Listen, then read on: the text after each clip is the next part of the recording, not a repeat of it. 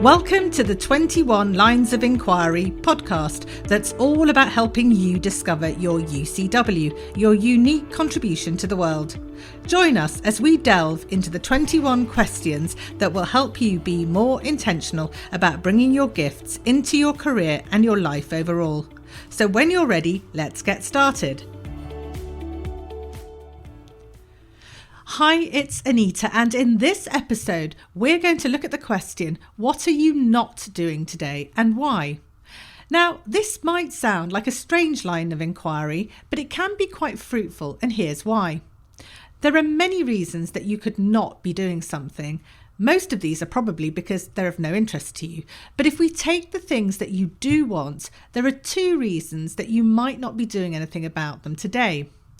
The first is things that you want, but you are choosing not to do anything about them today, and for a good reason. So, for example, it may be a project that you know you want to do someday, maybe a book you want to write, or you want to run the marathon one day, but now it's not the right time, so it's been put to the side. I often think of these projects as seeds in a pot, germinating, so they don't need active attention, but they're still there. Now, the challenge here is not to forget about these so they die off accidentally.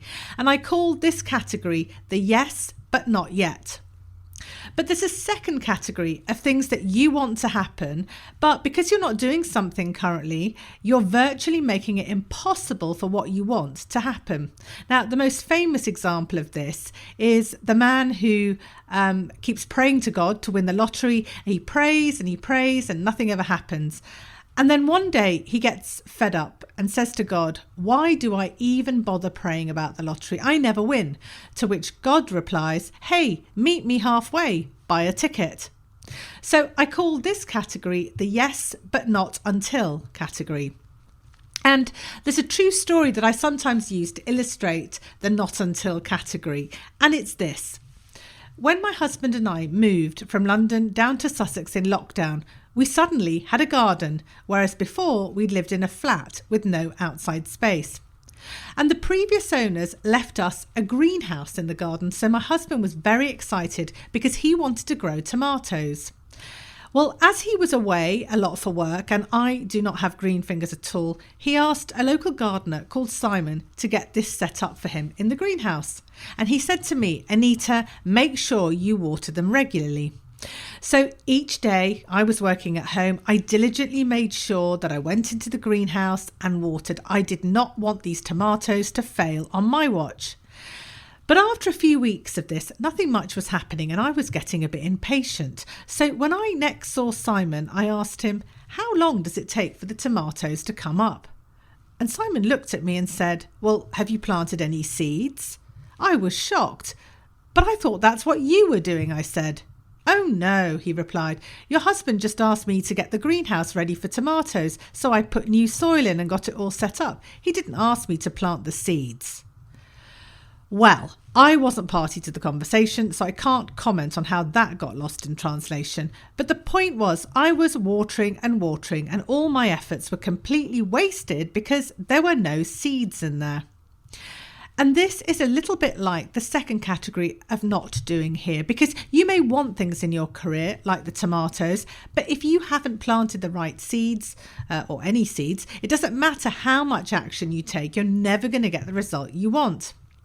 And this reminds me of another conversation that I had once with a coaching client. She was spending a lot of time troubleshooting, getting rid of all the problems in her business, but hardly any time coming up with an idea or a vision of what she wanted to do. And in gardening times, this is like doing a lot of weeding, but no seeding. So you may end up with a nice weed-free garden, but with nothing that you want actually growing there. So she realised that she needed to start planting some seeds at the same time as clearing the weeds. Otherwise, metaphorically, there would be nothing to look at in the garden at all. So what about you? Take some time now to think about your own situation. What of all the things that you want most in your career and life overall at the moment are you not doing? And which of these are you choosing not to do because they're in the yes but not yet category? Make a list of these.